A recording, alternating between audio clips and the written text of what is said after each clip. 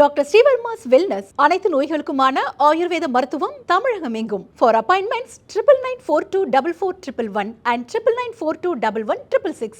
மக்களையும் சம்பந்தப்பட்ட கிராம மக்களையும் நேரடியாக சந்தித்து இன்றைய காலையில் நானும் தீண்டாமை ஒழிப்பு முன்னணியுடைய மாநில பொதுச் செயலாளர் சாமுவேல்ராஜ், தீண்டாமை ஒழிப்பு முன்னணியுடைய மாநில தலைவர் சிவக்கண்ணன், மார்க்சிஸ்ட் கம்யூனிஸ்ட் கட்சியுடைய மாவட்ட செயலாளர் தோழர் சங்கர் உட்பட மாவட்ட நிர்வாகிகள் இன்னைக்கு நேரடியாக சந்திச்சு மக்களை சந்தித்து நடந்த விவரங்களை கேட்டோம்.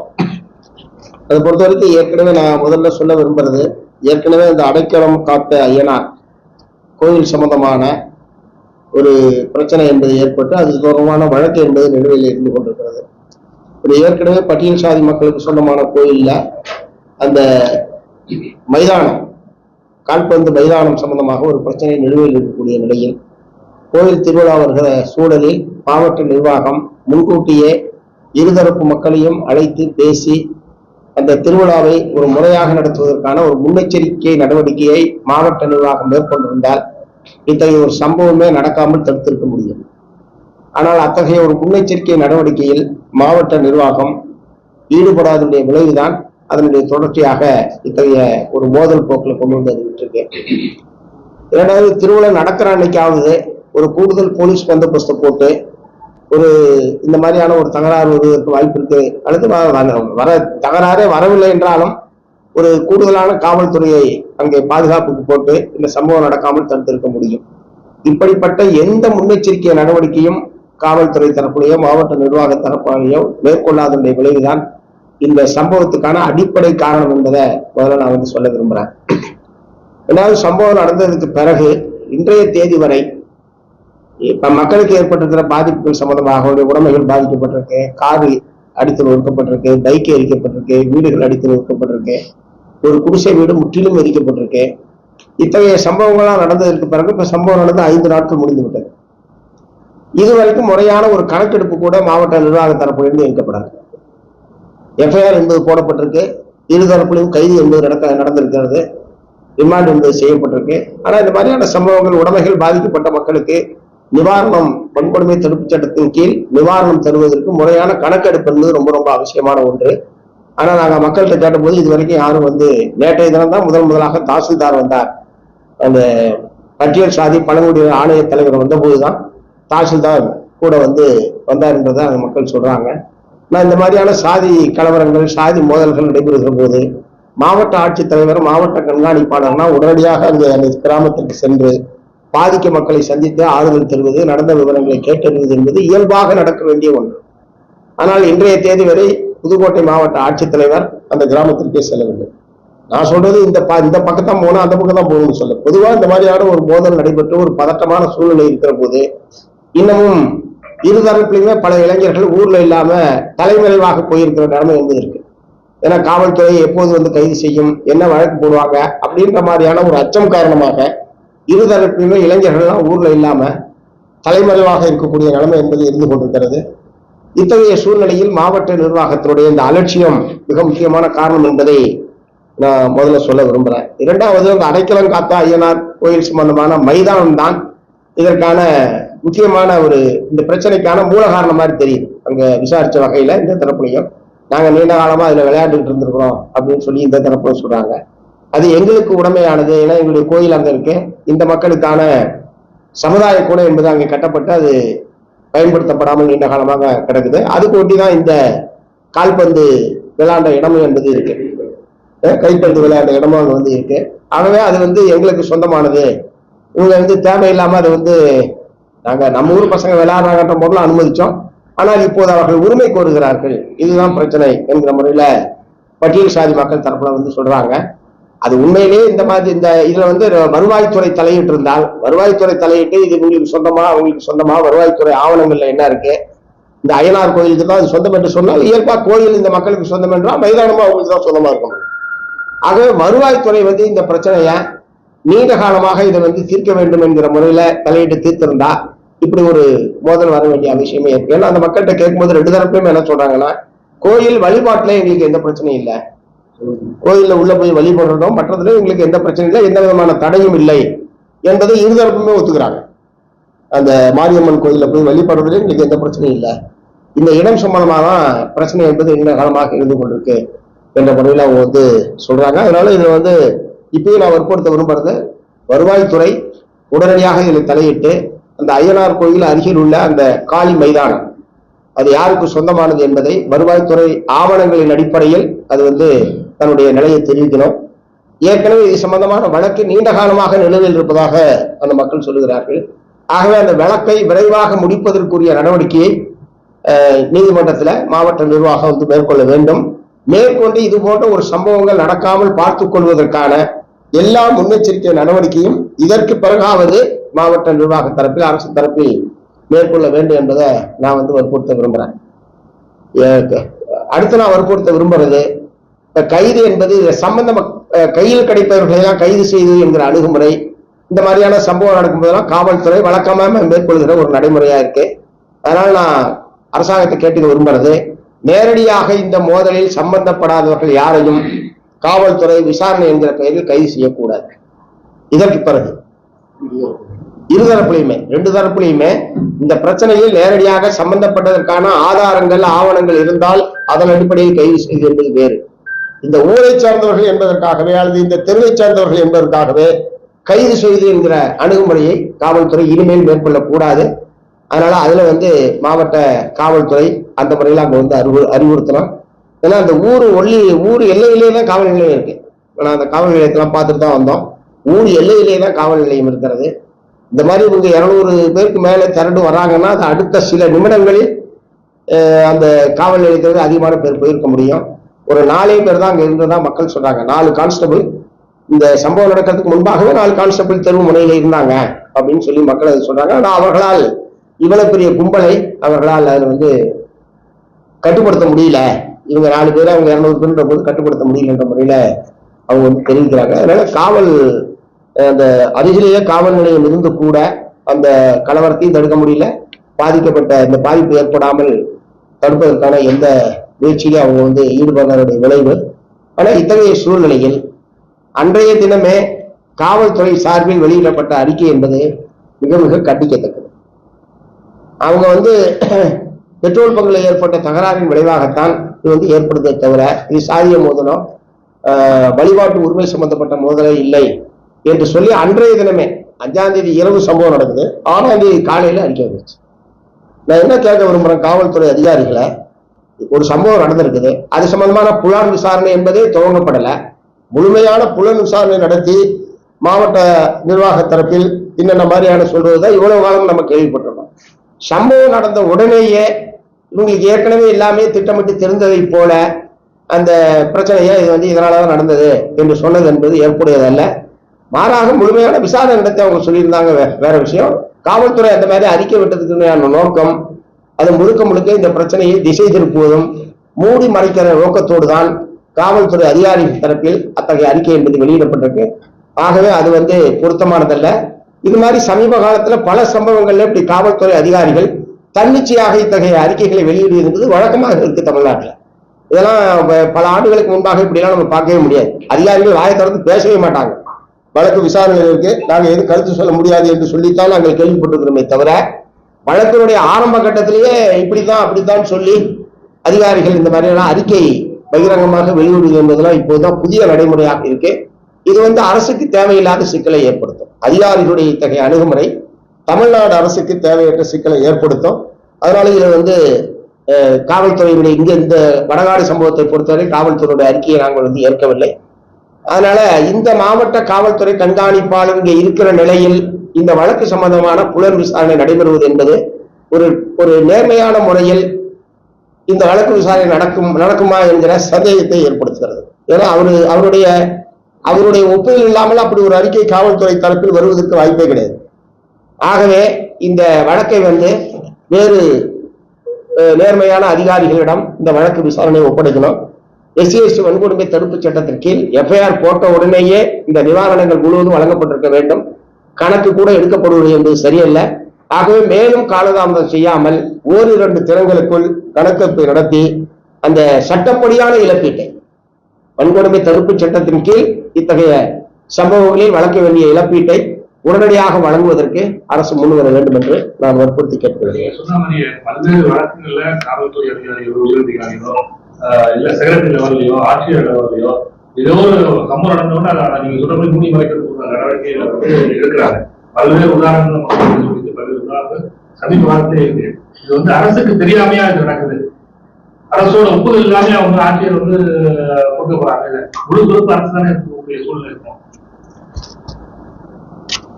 இல்ல இப்ப அதான் உதாரணத்துக்கு மயிலாடுதுறையில கள்ளச்சாராய கும்பலை எதிர்த்த 2 இளைஞர்கள் படுகொலை செய்யப்பட்டார்கள். நாங்க அங்க இருக்கிற எங்களுடைய தோழர்கள் மூலமா விவரத்துல பூரா கேட்டுட்டு கள்ளச்சாராய கும்பலால் தான் இவர்கள் படுகொலை செய்யப்பட்டார்கள் என்றுதான் நாங்க உடனடியாக அறிக்கை வெளியிட்டோம். ஆனா அன்று மாலையே தமிழக காவல்துறை இயக்குனர் அவர்கள் இல்ல அது வந்து முன்விரோதம் காரணமாக அந்த படுகொலை என்பது நடந்தது என்று அவர் உடனடியாக அறிக்கை வெளியிட்டாரு. அந்த மாதிரிலாம் விட வேண்டிய அவசியம் இல்லை. அதுக்கப்புறம் புலன் விசாரணையில கலாச்சார கும்பலுக்கும் அங்க இருக்கிற உள்ளூர் காவல்துறைக்கும் தொடர்பு இருக்கிறது என்கிற விஷயங்கள் வெளியே வந்த பிறகுதான் அந்த சம்பந்தப்பட்ட காவல்துறை அதிகாரிகள் மீது நடவடிக்கை எடுக்கப்பட்டிருக்கு. குற்றவாளிகள் கைது செய்யப்பட்டிருக்காங்க. இப்ப புலன் விசாரணை என்று நடந்தது. இது வந்து இந்த மாதிரியான தேவையற்ற என்ன அவசரம்ன்ற அதிகாரிகளுக்கு வந்து என்ன அவசரம்? யாராவது அதிகாரிகள்கிட்ட இதனால என்ன நடந்தது யாராவது இப்போ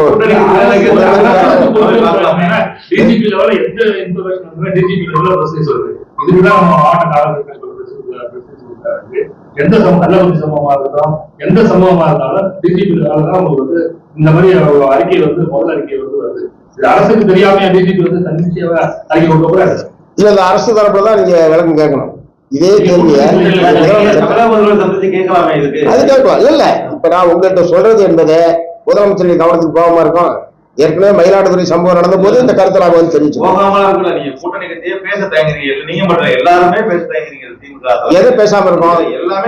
எதை பேசலன்னு மட்டும் சொல்லுங்க. எதை பேசலாம் இல்லங்க. திருப்பரங்குன்றம் விஷயமா இருக்கட்டும், மயிலாடுதுறை விஷயமா இருக்கட்டும், இதெல்லாம் வந்து இல்ல மயிலாடுதுறை விஷயத்திலேயே எங்களுக்கு தான் முதல் அறிக்கை, வடநாடு விஷயத்திலேயே என்னுடைய அறிக்கை தான் முதல் அறிக்கை, திருப்பரங்குன்றம் விஷயத்திலேயே எங்களுடைய அறிக்கை தான் முதல் அறிக்கை.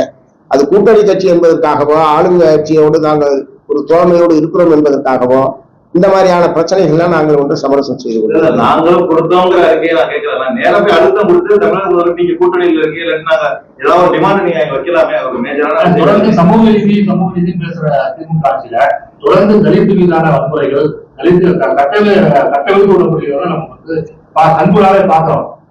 மாசத்துக்கு ஒரு தடவை 2 தடவை ஏதோ ஒரு ஊர்ல தலித் சமுதாய மக்கள் வந்து தாக்கப்படுறதோ ஏதோ வன்முறைக்குள்ளாக தொடர்ந்து நடந்துருக்கு. தமிழக அரசு வந்து இதுலயே மெத்தனமா இருக்காங்க. சமூக நீதி சமத்தோடு பேசுறாங்க. இதுலயே மெத்தனமா இருக்காங்க. இல்ல மெத்தனமா இருக்காங்கன்னு சொல்ல முடியாது. நாங்க வர்றது முன்னெச்சரிக்கை நடவடிக்கை. முன்கூட்டியே வருமுன்னர் காவாதான் வாழ்க்கை எரிமுன்னர் வைத்திரு போல கெடும் என்பதை போல இது போன்ற சம்பவங்கள் நடைபெறாமல் தடுப்பதற்கு அரசு தரப்புல உரிய முன்னெச்சரிக்கை என்பது நடக்கணும், நடவடிக்கை என்பது இருக்கணும். இரண்டாவது சம்பவம் நடந்த பிறகு அதுல வந்து பாதிக்கப்பட்ட மக்களுக்கு நிவாரணமும் சம்பந்தப்பட்ட குற்றவாளிகளுக்கு வழக்கு கைது செய்வது தண்டனை பெற்றுத்தருவது என்கிற முறையில அரசுடைய அணுகுமுறை என்பது இருக்கணும். சம்பவம் நடந்ததுக்கு பிறகு அவங்க ஓரளவுக்கு நடவடிக்கை எடுக்க தான் செய்யறாங்க. சம்பவம் நடந்த பிறகு சம்பவம் நடக்காமலே இருக்கணும்ன்றதுதான் எல்லாருடைய எதிர்பார்ப்பும். நாங்களும் அதுதான் வற்புறுத்துறோம். நீங்க எதை கேட்க சம்பவம் வடநாட்டுக்கு போயிருக்கீங்க, இரு தரப்பையும் சந்திச்சு பேசணும்னு சொன்னீங்க, மருத்துவமனைக்கும் போய் ஆய்வு பண்ணிருக்கீங்க, இரு தரப்பையும் பேசியிருக்கீங்க. உங்களோட ஆய்வு ரெவியூல வந்து இது வந்து ஜாதிய முதல் தான் நீங்க இப்ப தெரிவிக்கிறீங்க.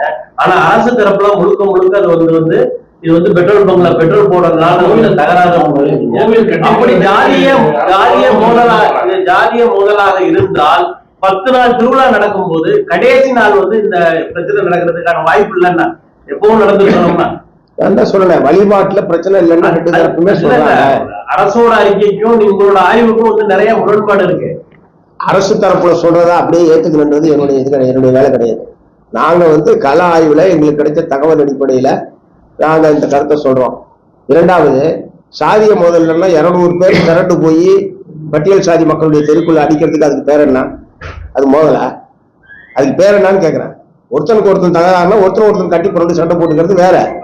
ஒரு குறிப்பிட்ட சமுதாயம் ஒட்டுமொத்தமாக திரண்டு 200 பேர் ஒரு ஊருக்குள்ள போய் அடிக்கிறதுக்கு பேர் என்னன்னு கேட்கிறேன். அதுக்கு பேர் சாதி மோதல் இல்லாம வேற என்ன? அதுதான் நான் அரசு கிட்டையும் கேட்கிறேன், உங்க மாவட்ட எஸ்பி கிட்டையும் கேட்கிறேன். இந்த விவகாரத்துல நீங்க தாசில்தார் வந்து நேற்று தான் போனா சொன்னீங்க, மக்கள் சொன்னாங்க, எனக்கு தெரியாது. மக்கள் சொன்னாங்க மறுநாளே போனாங்க, நாங்கெல்லாம் அந்த இடத்துலதான் இருந்தோம். ஒரு விஷயம் தவறா சொல்லியிருக்காங்க. இன்னொரு விஷயம் என்னன்னா, இந்த கோயில் பிரச்சனை ஆல்ரெடி வந்து இப்ப நேரத்தில் இல்ல, ஒரு 10 to 15 ஆண்டுகள் வரை இருக்கு. நீதிமன்றத்துல வழக்கு வந்து நிலுவையில இருக்கு. அந்த இடம் வந்து ஆக்சுவலா வந்து இந்த மக்களுக்கும் அந்த மக்களுக்கும் சொந்தமான கிடையாது. அந்த இடத்துல ஒரு 4-5 தலைமுறை அவங்க வழிபாடு நடத்திட்டு இருக்காங்க. இவங்களோட சம்மதத்தோட தான் வந்து அங்க வந்து மைதானத்துல இரு தரப்புமே விளையாண்டுட்டு இருந்திருக்காங்க. இவங்க விளையாண்ட இடத்துல போய் பொங்கல் வைக்கும் போதுதான், விளையாண்டுட்டு இருக்கிற இடத்துல போய் பாதிக்கப்பட்ட மக்கள் சொல்றீங்கல்ல, அவங்க வந்து போய் பொங்கல் வைக்கும் போதுதான் இந்த பிரச்சனை வந்து ஸ்டார்ட் ஆயிருக்கு. இவ்வளவு நாள் இல்லாம, ஏன்னா இந்த 10-15 வருஷமா இருந்த பிரச்சனை வந்து இருந்துட்டே இருக்கு. இந்த கோயில் திருவிழால ஏற்பட்டிருக்கிறது திருவிழா ஒட்டில, திருவிழா முடிஞ்சதுக்கு அப்புறம் அவங்க பகுதியில் நடந்த பிரச்சனை தான் இது. இந்த ஆண்டு தான் நடக்குது. 10-15 ஆண்டு வருடமா எல்லாம் ஒத்துமையா இருந்திருக்காங்க, எல்லாம் பேசிதான் இருந்திருக்காங்க. இது மாதிரியான ஜாதிய மோதல் இல்ல, இந்த ஒரு ஆண்டு காலமா தான் இங்க இருக்கு. நீங்க விசாரிச்சாவே தெரிஞ்சிருக்கும், இரு தரப்பையும் நீங்க போய் கேட்டிருந்தாவே தெரிஞ்சிருக்கும். இல்ல மைதானம் இவங்க இதுன்னு சொல்றாங்க. நான் அதுதான் சொன்னேன், வருவாய்த்துறை ஆவணங்கள் அடிப்படையில் ஆவணங்கள்ல அரசு வருவாய்த்துறை அதிகாரிகள் கிளியர் பண்ணி பிரச்சனையே இல்லையே. வருவாய்த்துறை 4-5 முறை பீஸ் கமிட்டி எல்லாம் நடத்திருக்காங்க. இதுல நீங்க முழுமையா விசாரிச்சீங்கன்னா தெரியும். 4-5 முறை பீஸ் கமிட்டி எல்லாம் வந்து அரசு தரப்புல போட்டுட்டாங்க. 2 தரப்புமே அதை ஏத்துக்காத போது நீதிமன்றத்துல வழக்கு நிலுவையில் இருக்குன்னு தான் சொல்றாங்க. ஒவ்வொரு தடவைக்கு 7 மணி நேரமா 8 மணி நேரமா ஒரு இந்த சம்பவம் நடக்கிற ஒரு 15 நாளைக்கு முன்னாடி மறியெல்லாம் நடந்துச்சு. 7 மணி நேரம் அந்த பகுதியில மறியல் போராட்டம் நடந்துச்சு. ஏன்னா அவங்க வழக்கு நிலுவையில இருக்கும்போது பொங்கல் வச்சுட்டாங்க, அந்த கோயிலை வந்து மறுபடியும் வந்து வழிபாடு பண்ணிட்டாங்க அப்படிங்கிறதுக்காக பிரச்சனை நடந்துச்சு. இந்த தரப்பு என்ன சொல்றாங்க, எங்களுக்குன்னு உள்ள ஒரே கோயில் இந்த கோயில் தான், இந்த கோயிலை வந்து வழிபாடு உரிமை எங்களுக்கு கொடுக்கணும்னு இந்த தரப்பு கேட்கிறாங்க. ஆமா, இதுல என்ன இதுல தீர்வு காண முடியும்? நீங்க வந்து இல்ல, நீதிமன்றத்துல வழக்கு நிலுவையில் இருக்குன்னா அந்த நிலுவையில் இருக்கக்கூடிய வழக்கை விரைவாக முடிவுக்கு கொண்டு வருவதற்கு மாவட்ட நிர்வாகம் முயற்சி எடுக்க முடியும். அரசு வழக்கறிஞர் மூலமாக நீதிமன்றத்துடைய தீர்ப்பை இருதரப்பும் ஏற்றுக்க வேண்டியதான். தீர்ப்பு அது இந்த மாதிரியான ஒரு சென்சிட்டிவான இஷ்யூல நீதிமன்றத்துல கால வரையறை இல்லாமல் இந்த வழக்கை கிடப்பிலை போட்டிருப்பது என்பது அது தேவையற்ற பதற்றத்தையும் மேலும் மேலும் பாதிப்பையும் தான் ஏற்படுத்தும். அதனால அரசு வழக்கறிஞர் மூலமாக மாவட்ட நிர்வாக தலையிட்டு வழக்கை விரைவாக முடிப்பதற்கு உரிய நடவடிக்கை எடுத்தால் தீர்வு காணலாம்.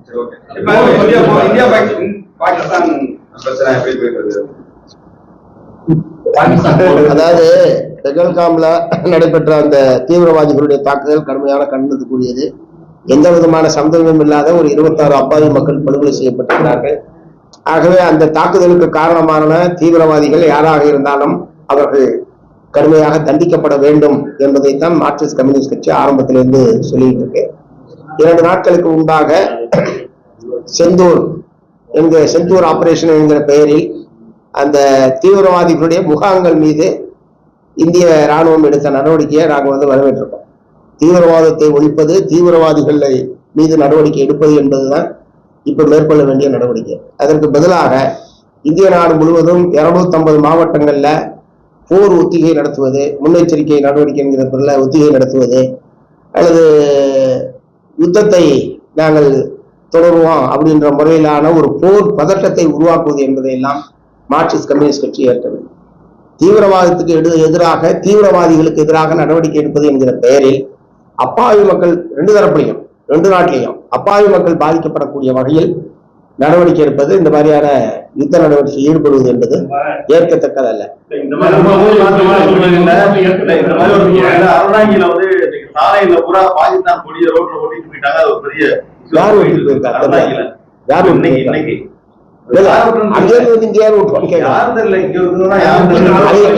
இது பூராவுமே இல்ல அந்த மாதிரிலாம் நடந்திருந்தா கடுமையான நடவடிக்கை எடுக்கணும். யாரெல்லாம் உடனடியா காவல்துறை தலையிட்டு அந்த மாதிரி நபர்களை கைது செய்வது இல்ல, யார் காரணமாக இருந்தாலும் இது போன்று மக்கள் மத்தியில ஒரு வெறுப்பு அரசியலை உருவாக்கக்கூடிய வகையிலையும் ஒரு பதற்றத்தை ஏற்படுத்தக்கூடிய வகையிலையும் யார் செயல்பட்டாலும் கடுமையான நடவடிக்கை எடுக்க வேண்டும். அது வந்து சொல்றீங்க, 2 தரப்புல வந்து போர் பறக்க சொல்றீங்க. நம்ம வந்து 4 நேரம் 3 நேரம் நம்ம வந்து பாகிஸ்தான் ஏற்படுறாங்க. ஆனா அவங்க அட்டாக் அது எப்படி உயிரிழப்பு? அவங்க அபிஷியல் ராஜ்நாத் சிங்கே 80 பேர் 100 பேர் கிட்ட இது பண்றாங்க. ராஜ்நாத் சிங்குடைய ஸ்டேட்மெண்ட் இருக்கு பாருங்க. தீவிரவாதிகள் சொல்றேன், தீவிரவாதிகள் கொண்டு இருக்காங்க. ஃபர்ஸ்ட் டே அட்டாக்ல கொண்டு இருக்காங்கன்னு சொல்றாங்க. அதுக்கப்புறமா அப்பாவி குடும்பத்தை யாரு நம்ம அட்டாக் பண்ணி செட்டலா வந்து அவங்க பாகிஸ்தான் தரப்பே சொல்லல. ஆனா பாகிஸ்தான்ல இருந்து இந்தியாவில் அட்டாக் பண்ணும்போது இது வரைக்கும் நம்ம அப்பாவி குடும்பத்தை கொடுத்துருக்காங்க. சோல்ஜர் செத்து போறது வேற, தீவிரவாதிகள் செத்து போறது வேற, அப்பாவி குடும்பங்கள் செத்து போறது வேற. இதுக்கப்புறம் போர் வேணாம் நம்ம போரை கடுமையாக நாங்கள் எதிர்க்கிறோம். இப்ப இஸ்ரேல் பாலஸ்தீனம் போர் 1 வருஷத்துக்கு மேல 2 வருஷத்துக்கு மேல நடந்துட்டு இருக்கு. என்ன நடந்துட்டு இருக்குதாங்க? பல்லாயிரக்கணக்கான குழந்தைகளும் பெண்களும் கொல்லப்படுவது. போர் என்றால் அழிவுதான். போர் என்றால் அப்பாவி மக்களுக்கு தான் பாதிப்பை தவிர மேல இருக்கிறவங்களுக்கு எந்த பாதிப்பு கிடையாது. அதனால போர் என்பதை நாங்கள் எதிர்க்கிறோம். மார்க்சிஸ்ட் கம்யூனிஸ்ட் கட்சி எதிர்க்கிறது. மற்றபடி ராஜ்ய ரீதியாக சர்வதேச அழுத்தத்தின் மூலமாக தீவிரவாதிகளை ஒப்படைக்க செய்வது, தீவிரவாதிகளை பிடிப்பதற்கான ஏற்பாடு செய்வது போன்ற பல்வேறு வழிமுறைகள் இருக்கு. கடைசியா அதுதான் செய்ய போறாங்க. பேச்சுவார்த்தை நடத்துவாங்க, இவங்க மூலமா நிர்பந்தம் கொடுப்பாங்க, அவங்களுக்கு வேண்டிய நாடுகள் மூலமாக சொல்லுவாங்க. கடைசியா தான் நடக்கும்போது இது முழுக்க முழுக்க ஒரு பதட்டத்தை, போர் பதட்டத்தை இந்திய நாடு முழுவதும் உருவாக்கி இருப்பது என்பது மக்கள் மத்தியில மிகப்பெரிய அச்சத்தை ஏற்படுத்தியிருக்கு. இப்ப 3 மாநிலங்கள்ல மின்சாரமே கிடையாது. பஞ்சாப்ல, ராஜஸ்தான்ல, குஜராத்ல, எல்லையோர காஷ்மீர் போன்ற மாநிலங்கள்ல இயல்பு வாழ்க்கை என்பது நம்ம நாட்டு மக்களுக்கு தான் பாதிக்கப்பட்டது.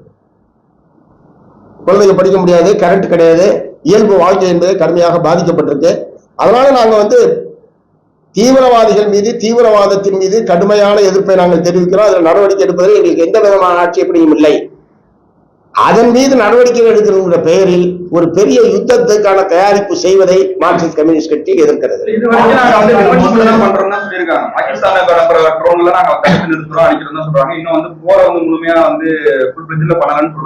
தற்காப்புக்காக நாங்க அடிக்கிறோம் சொல்றாங்க. இந்தியாவுடைய நிலைப்பாடு, அவங்களோட செயல்பாடு எப்படி இருக்குன்னு நினைக்கிறீங்க? இத்தனை வருஷமா அவங்க தீவிரவாதிகள் டெலிபரேட்டா பாகிஸ்தான் சொல்றாங்க தீவிரவாதிகளுக்கு அடைக்கல கொடுக்குறோம் அப்படிங்கிறது டெலிபரேட்டா ஓபன் செய்யப்பட்டு ஃபர்ஸ்ட் டேவே பாகிஸ்தான் ராணுவம் சொல்றாங்க. நான் தான் சொல்றேன் சார், தீவிரவாதிகளுக்கு எதிராக பாகிஸ்தான் ஒரு அதனால பொதுவான மக்கள் மீது எங்களுடைய கேள்வி, தீவிரவாதிகள் மீது நடவடிக்கை எடுப்பதற்கு இன்னொரு நாட்டின் மீது யுத்தம் தொடுப்பதுதான் வழியா? யுத்தத்தின் மூலமாக உங்களால் தீவிரவாதத்தை ஒழிக்க முடியுமா என்கிற கேள்விக்கு ஆளும் தரப்புல பதில் சொல்லணும். இரண்டாவது, 2 அனைத்து கட்சி கூட்டம் நடந்திருக்கு இந்த சம்பவத்துக்கு பிறகு. இவ்வளவு பேசக்கூடிய ஆளும் தரப்பு 2 கூட்டங்களிலுமே நம்முடைய பிரதமர் கலந்து கொள்ளவில்லை. உண்மையிலே அவருக்கு அக்கறை இருந்திருந்தா அவரு நேரடியாக கலந்து கொண்டு அனைத்து கட்சி கூட்டத்துக்கு அழைப்பு கொடுக்கிறது யாரு? பிரதமர் அல்லது ஆளுங்கட்சி தான் அழைப்பு கொடுக்குது. ஆனா இந்த அமைச்சரவையினுடைய தலைவராக இருக்கிற, இந்த நாட்டினுடைய தலைவராக இருக்கிற பிரதமர் அந்த கூட்டத்தில் கலந்துக்கல. இது என்னன்னு புரிஞ்சுக்கிறது? அவருக்கு அதை காட்டி என்ன முக்கியமான வேலை இருக்குன்னு நான் கேட்கிறேன். நானே இதை பத்தி பேசிக் கொண்டிருக்கேன், பிரதமர் கூட்டத்திலே கலந்துக்கல. அவருக்கு அதை காட்டி என்ன முக்கியமான வேலை இருக்கு? அதையாவது விளக்கணும்ல அவங்க. இல்ல இதை விட முக்கியமான வேலை அவருக்கு இருந்ததுன்னு அனைத்து கட்சி தலைவர் கூப்பிட்டு அவர் பால கூட்டத்திலே கலந்துக்காம இருக்காரு. இவ்வளவு முக்கியமானதுன்னு அவரு விளக்கணும்ல. பெரும்பாலான தலைவர்கள் போரை வரவேற்பு தான் பேசுறாங்க, தேவை அப்படின்ற மாதிரி பேசுறாங்க. அது ஒவ்வொரு கட்சியினுடைய நிலைப்பாடு இருக்கலாம் சார். மற்ற தலைவர்கள் எல்லாம் வரவேற்கிறார்கள் என்பதற்காகவே யுத்தத்தை மார்க்சிஸ்ட் கம்யூனிஸ்ட் கட்சி வரவேற்கணும் அவசியம் கிடையாது. யுத்தத்தை நாங்க ஏற்கலையே. நாங்க இதான் சொல்றோம், எங்களுடைய ஸ்டேட்மெண்ட் நல்லா படிங்க, ஆல் இந்தியா ஸ்டேட்மெண்ட். யுத்தத்தின் மூலமாக இந்த பிரச்சனைக்கு தீர்வு ஏற்படுத்த முடியுமா என்பதை அரசு ஆலோசிக்கணும் அப்படின்றத நாங்க சொல்லியிருக்கோம். நாங்க யுத்தத்தை ராணுவத்திற்கு ஆதரவு தெரிவிச்சு தமிழ்நாடு முதலமைச்சர் நடக்கிற பேரணி இருக்கு. இல்ல தமிழ்நாடு முதலமைச்சர் அது ஒரு அறிவிப்பை வெளியிட்டிருக்காரு. ராணுவ வீரர்களை உற்சாகப்படுத்தக்கூடிய வகையில, ராணுவ வீரர்களுக்கு மரியாதை செலுத்தக்கூடிய வகையிலும் என்று சொல்லி ஒரு அறிவிப்பை அவர் வெளியிட்டு பொதுமக்கள், முன்னாள் ராணுவ வீரர்கள், அரசு அதிகாரிகள், அமைச்சர்கள் கலந்து கொள்வாங்கன்னு சொல்லியிருக்காங்க. அவங்க கலந்துக்குவாங்க. நாங்க மார்க்சிஸ்ட் கம்யூனிஸ்ட் கட்சி அதுல பங்கேற்கல. அனைத்து கட்சிக்கு அழைப்பும் இல்ல. அனைத்து கட்சி தலைவர்கள் கலந்துக்கின்ற முறையில அந்த முதலமைச்சருடைய அறிக்கையில எப்படி எதுவும் கிடையாது. அவர் வெளியிட்டு இருக்கிறதே முன்னாள் ராணுவத்தினர், அதிகாரிகள், அமைச்சர்கள், மாணவர்கள், இப்படிதான் அவங்க குறிப்பாக போட்டிருக்காங்க. அதனால அனைத்து கட்சியும் பங்கேற்க வேண்டிய முறையில அரசு தரப்புல இருந்து அந்த மாதிரியான ஒரு வேண்டுகோள் என்பதே இல்லை. இரண்டாவது, ராணுவ வீரர்களுக்கு மரியாதை செலுத்துவது, ராணுவத்தை உற்சாகப்படுத்துவது, உங்களோட நாங்க கூட நிக்கிறோம்னு சொல்றது மேலும் இந்த யுத்த தயாரிப்பை விரைவுபடுத்துறதுக்கு தான் உதவி செய்யும் என்பதனால மார்க்சிஸ்ட் கம்யூனிஸ்ட் கட்சி அதுல பங்கேற்கல.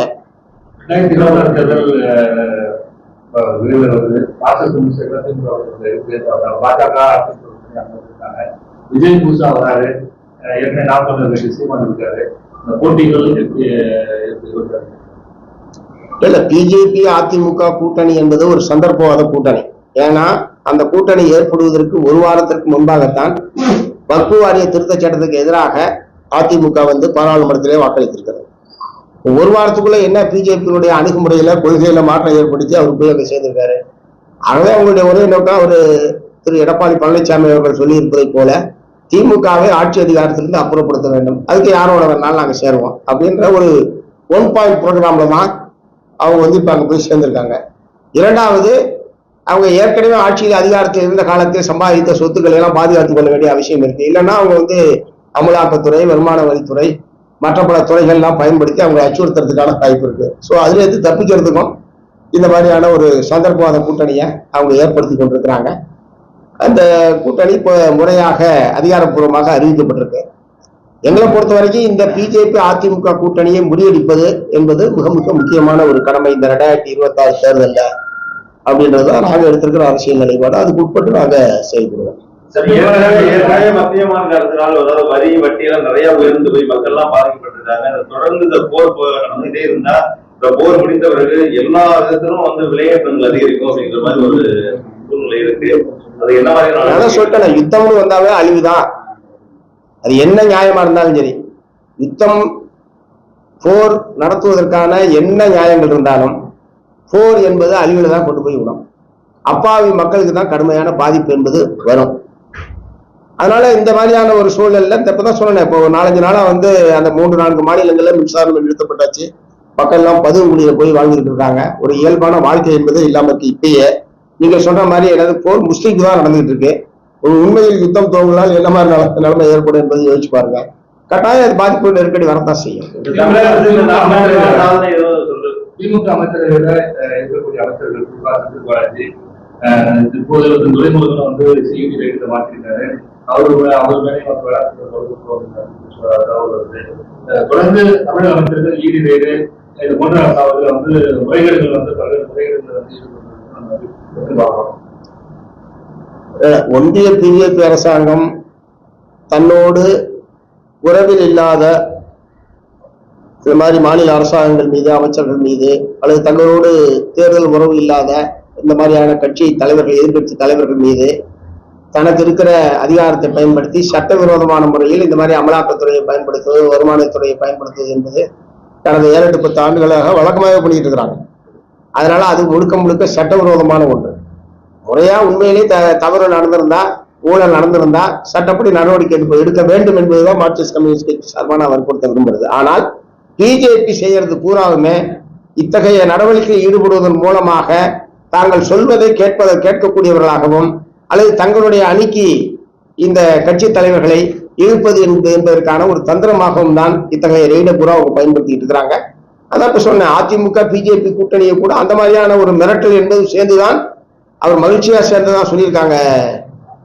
திரு எடப்பாடி அவர்கள் மகிழ்ச்சியான கூட்டணி, மகிழ்ச்சியா தான் அவங்க வந்து சேர்ந்திருக்கோம், மிரட்டல்லாம் சேரலன்னு சொல்லி. ஆனா மிரட்டலும் சேர்ந்துதான் அவங்க சேர்ந்திருக்காங்க. ஒண்ணு திமுகவை தோக்கடிக்கணும், அடுத்து அவங்க ஆட்சியை கைப்பற்றணும். இரண்டாவது மத்திய அரசாங்கத்துடைய இத்தகைய நெருக்குதல்களில் இருந்து தன்னை பாதுகாத்துக் கொள்ள வேண்டும், தன்னை சேர்ந்தவர்களை பாதுகாத்துக் கொள்ள வேண்டும் என்கிற நோக்கத்தோடு தான் அது வந்து அந்த அணி சேர்க்கை என்பது நடைபெற்றிருக்கு. அதனால திமுக அமைச்சர்கள் வந்து இந்த மாதிரியான தவறுகளில் ஈடுபட்டிருக்காங்கன்னா சட்டப்படி நடவடிக்கை எடுக்க வேண்டும் என்பதுதான் நாங்கள் வற்புறுத்துறோம்.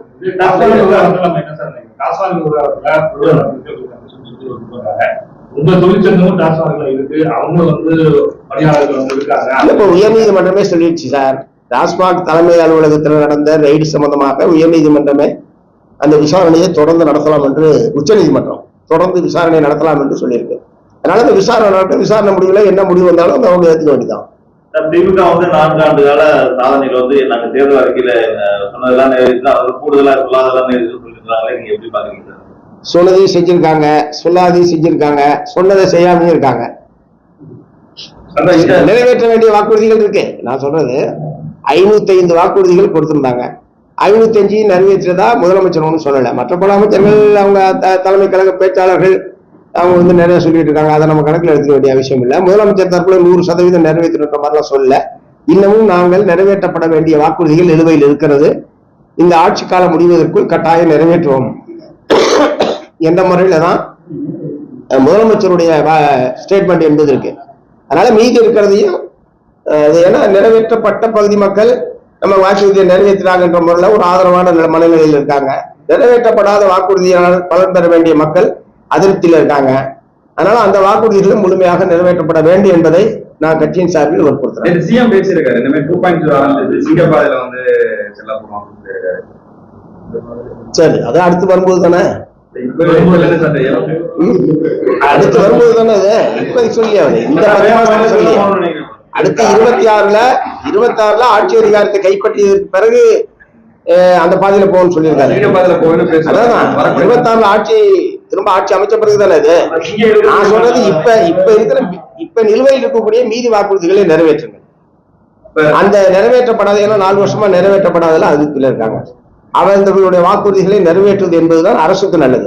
அடுத்த 26 தேர்தலை சந்திப்பதற்கு அதுதான் உதவி செய்யும். 2026 தேர்தல் வந்து வர எப்பயும் நடக்கிற மாதிரி முக்கியத்துவம் வாய்ந்த தேர்தலா இருக்கு. ஏன்னா வந்து எப்பவுமே 2 முனை போட்டி அப்படிதான் இருக்கும். இப்ப வந்து 3 முனை 4 முனை போட்டி வரதுக்கான வாய்ப்பு இருக்கு. திமுக கூட்டணி அதை எப்படி சமாளிக்கப்படும்? இல்ல இப்ப இது ஏற்கனவே ஒரு வலுவான கூட்டணி தான் இது. அதே மாதிரி நான் சொல்றேன், மீதி இருக்கக்கூடிய வாக்குறுதிகளை நிறைவேற்றுவது ரொம்ப அவசியம். ஏன்னா அந்த தரப்பு இப்ப கூட்டணியா சேர்ந்திருக்கிற நிலையில அதுவும் ஒரு வலுவான கூட்டணியை உருவாக்குவதற்கும், இரண்டாவது மத்திய அரசாங்கத்தினுடைய பல்வேறு வாய்ப்புகள் அவங்களுக்கு இருக்கு. மத்திய அரசு அதிகாரத்தை பயன்படுத்துறது, பணபலத்தை பயன்படுத்துறது போன்ற பல்வேறு வகையிலையும் அதிகாரத்தை பயன்படுத்துவதற்கான எல்லா விதமான வாய்ப்புகளும் மத்திய அரசின் மூலமாக அந்த அதிமுக பிஜேபி கூட்டணிக்கு என்பது இருக்கிறது. அதனால அதை எதிர்கொள்வது என்பது மிக முக்கியமான ஒரு பணி.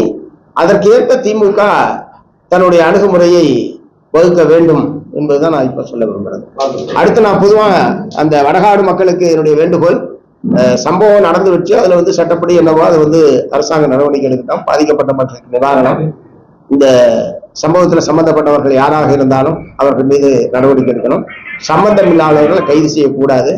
சம்பவம் நடந்து விட்டது. இதற்கு பிறகு அங்கே வந்து இருதரப்பு மக்களும் அமைதி காக்க வேண்டும் என்பதை மார்க்சிஸ்ட் கம்யூனிஸ்ட் கட்சியின் சார்பில் வேண்டுகோளாக நாங்கள் தெரிவிக்கிறோம். நன்றி.